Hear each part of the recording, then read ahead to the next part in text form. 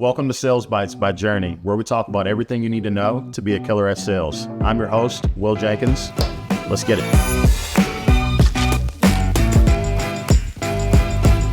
Hello, and welcome to Sales Bytes by Journey. My name is Will Jenkins, CEO and founder of Journey. And today I'm joined by one of my favorite people, managing partner here at Journey, one of my best friends, Justin Turner. How you doing, man? Good to see you. Absolutely electric, but I don't know if I'm doing as well as you because the sun looks to be shining in sunny Southern California. It's 70 degrees year round. It looks beautiful today, but yeah, man, it's a great Friday, so it's time to get to it. Beautiful. So before we dive into Sales Bytes today, I'd love for you to give everybody a quick 10,000 foot overview of your career. You've done a lot of really cool stuff. Yeah, okay. So I've been in logistics for going on 17 years now. I've done everything from being a dispatcher to being a chief revenue officer. I've got a chance to work at some really, really cool companies, got a chance to build with some great founders along the way too. But yeah, my primary function has always been in sales management, and sales leadership. Awesome. I had the opportunity to meet you before I started at Coyote through some friends, and then we worked there together, and you've been incredibly influential in my career and whatnot. So I look forward to having you share some great sales bites here today. So we're going to dive in and talk about the day-to-day of a sales rep. So when we talked about some of the topics, you had a bunch of really good things, and this is one that you wanted to attack. So I'm going to take some notes, but feel free to take it from there. Cool.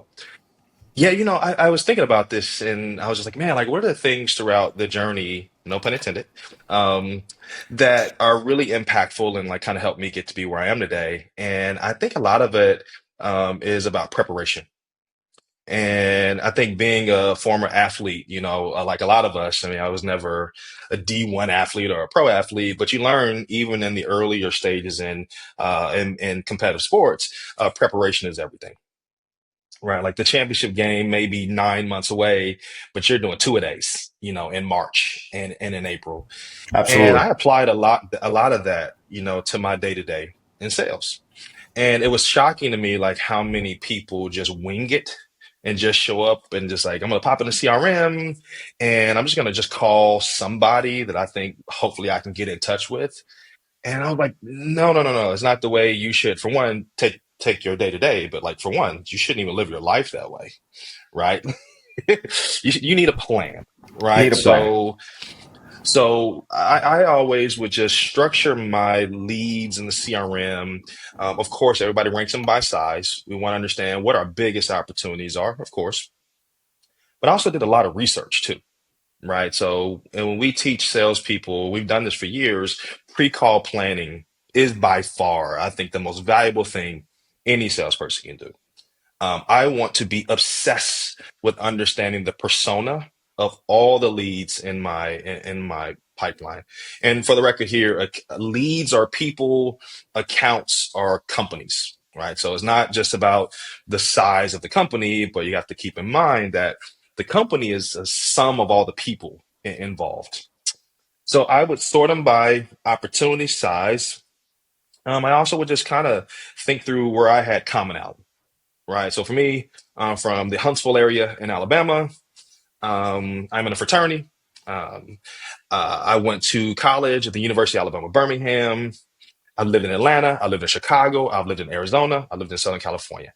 So I'm always looking for something to create a connection with, because again, you can create a lot of anxiety around your phone calls, that's kind of unnecessary. If you can just find something to relate to.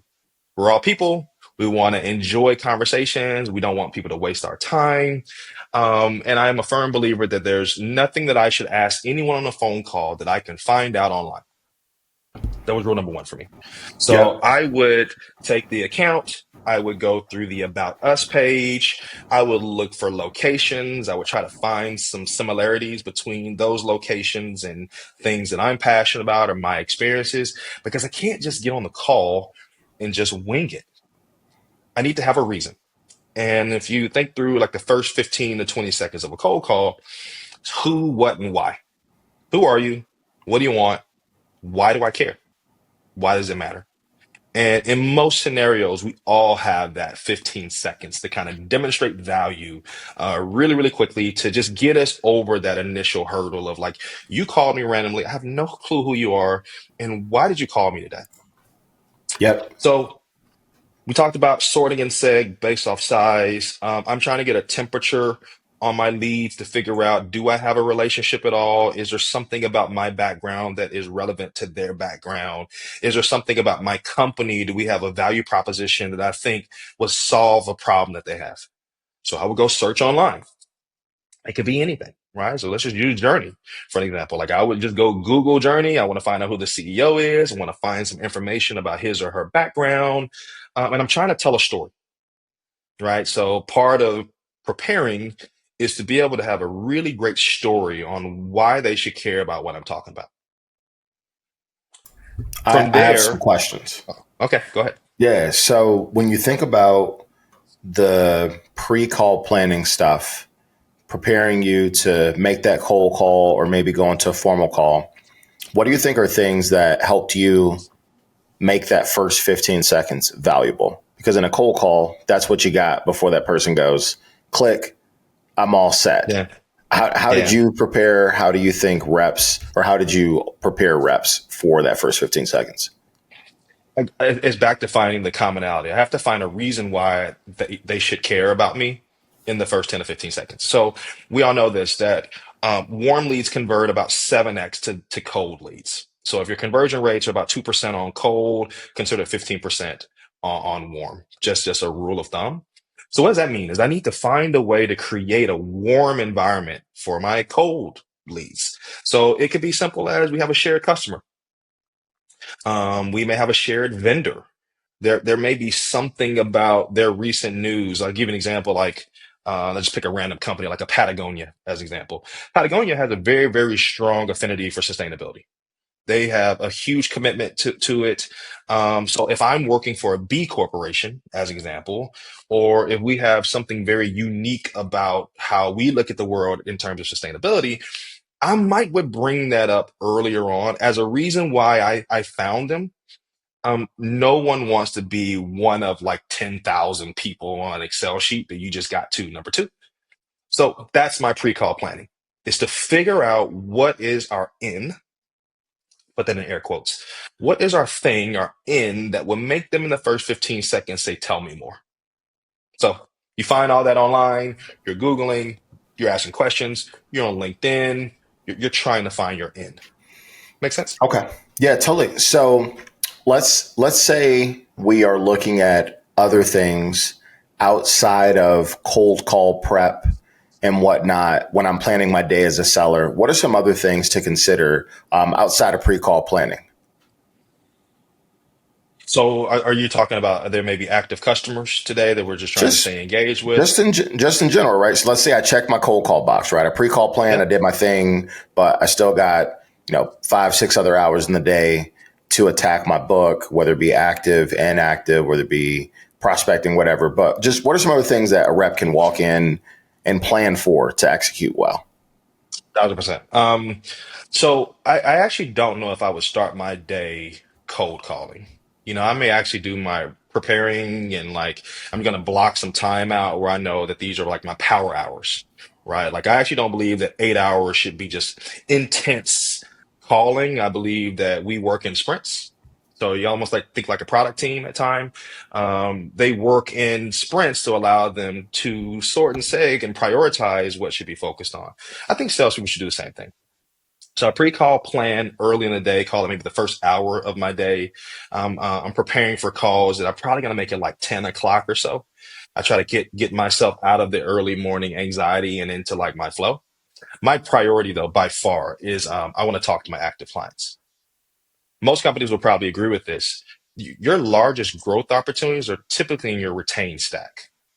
Like if you do the math of what you believe the wallets are of your active customers compared to like what they actually spend with you, it is very, very small in relation to what the opportunities are.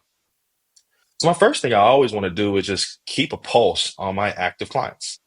And this is probably more of a logistics based conversation. So we'll talk about load boards and, how day to day operations work. But this should apply to like everybody. Like it doesn't matter what industry you're in.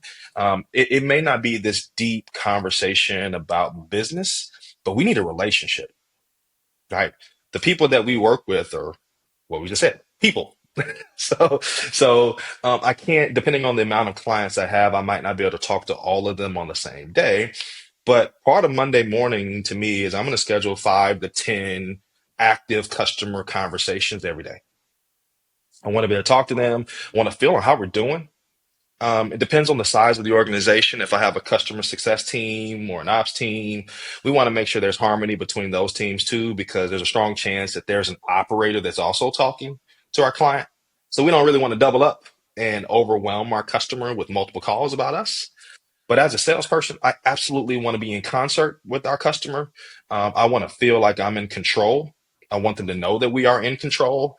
And I want a temperature check on how we're doing. If there are areas that we're slipping via communication, if there's areas we're slipping in terms of just process or visibility, all of those things, I want to make sure that we're aware of. That's part of my day to day. And once I get in my flow, I've had a lot of conversation with people. I feel like I'm really relaxed and I'm ready.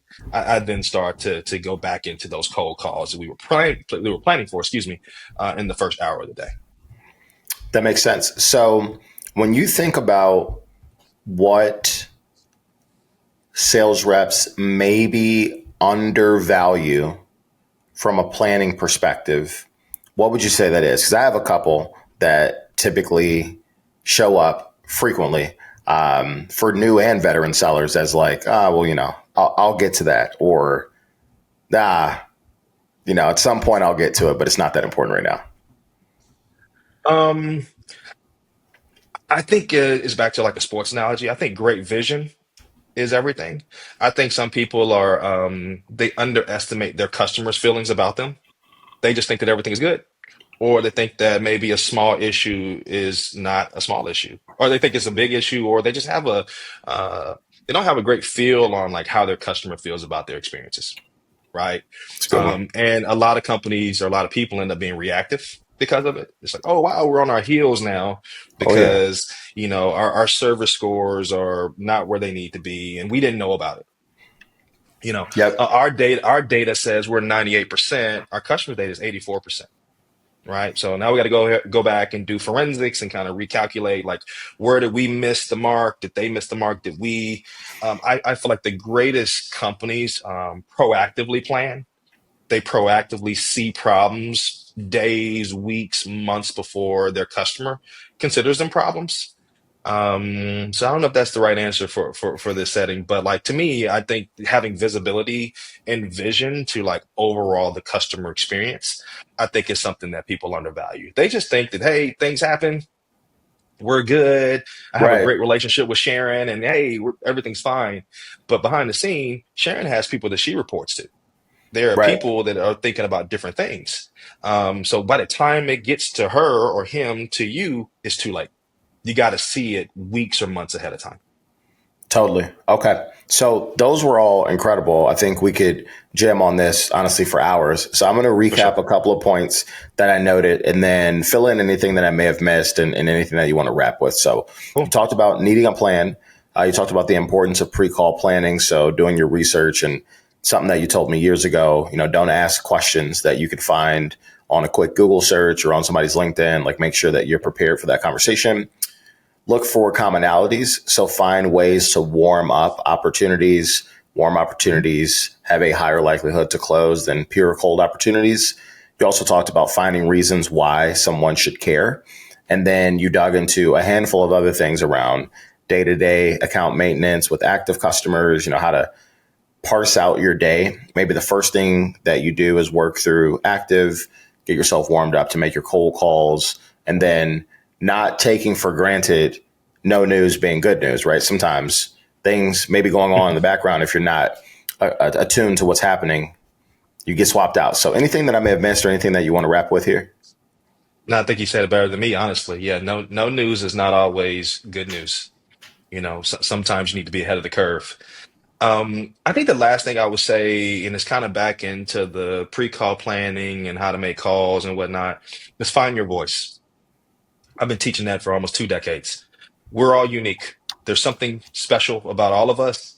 And too often, salespeople get sat beside another accomplished salesperson, and they're like, "Hey, because Will is really good at sales, I'm going to sit Justin by Will." If you listen to Will talk to his clients every day, you'll kind of figure out how to do this job too, and then you'll be good like Will. And it couldn't be further than the truth, because Will Totally. is Will. Whatever Will's energy is what makes him him, and whatever Sarah's is makes her her. So I always tell people to talk to your friends and family.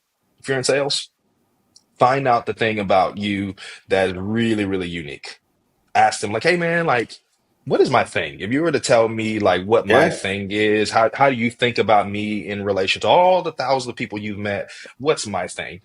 For one, it's a really great thing to do with your close friends and loved ones, but also you just want to own that and double down on that and just be authentically you. I can say that in the first parts of my career, I was trying to be the leaders that were around me, and I can't be them because they're them. Yeah. I have to find a way to just be me. And what you'll find out is being you is just enough. Is good enough.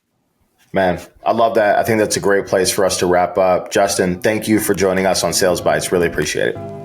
Thanks for having me, man.